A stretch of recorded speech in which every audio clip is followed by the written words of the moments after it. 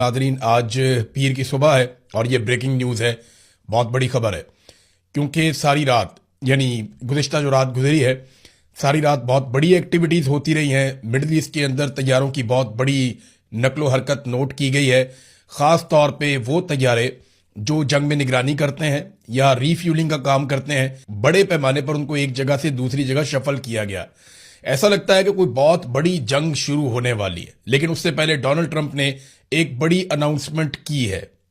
میں نے آپ کو بتایا تھا کہ سینٹ کام کے ایک کمانڈر نے ایک بریفنگ دی تھی ڈونلڈ ٹرمپ کو، اس کے بعد اسرائیل سے رابطہ کیا تھا اور اس کے بعد وہ مڈل ایسٹ پہنچ گئے اور انہوں نے ذاتی حیثیت میں فوج کی نگرانی شروع کی اور بہت سارے امور انہوں نے دیکھے۔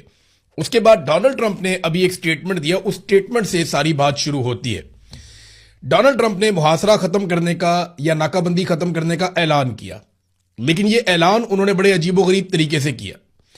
ڈونلڈ ٹرمپ نے یہ کہا کہ دوستوں نے میرے سے رابطہ کیا ہے، بہت سارے ممالک نے، اور ناکہ بندی اب وہ ختم کر رہے ہیں اور جہازوں کو وہ آبنۂ حرمت سے گزاریں گے، اسکارٹ کریں گے یا ان کی مدد کریں گے جہازوں کی کہ وہ آبنۂ حرمت سے گزر کے نکل جائیں۔ اور ایران کے لیے وارننگ بھی ہے کہ ایران اب کسی بھی شرارت سے باز رہے، یعنی آبنۂ حرمت کو زبردستی کھلوانے کا امریکہ نے منصوبہ بنا لیا۔ ڈونلڈ ٹرمپ نے الفاظ کا چناؤ بڑا مبہم کیا ہے، لیکن صورتحال ایسی ہی دکھائی دے رہی ہے، اور ایران کا جواب اگر آپ دیکھیں تو اس میں آپ کو بہت ساری چیزیں کلیئر ہو جاتی ہیں۔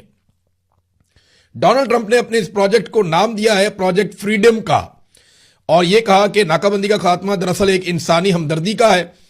اپنے سوشل میڈیا پہ ڈونلڈ ٹرمپ نے کہا کہ آبنۂ حرمت میں موجود کئی جہازوں پر خوراک اور ضروری اشیاء کی قلت پیدا ہو گئی ہے، جس کے باعث عملے کی صحت اور حفاظت کی سنگینی کا خطرہ ہے۔ حالانکہ ایسی کوئی چیز رپورٹ نہیں ہوئی، ورنہ ویڈیوز آ جاتی بہت سارے جہازوں سے۔ انہوں نے خبردار کیا کہ اگر اس مشن میں کسی قسم کی رکاوٹ ڈالی گئی تو امریکہ سخت رد عمل دے گا۔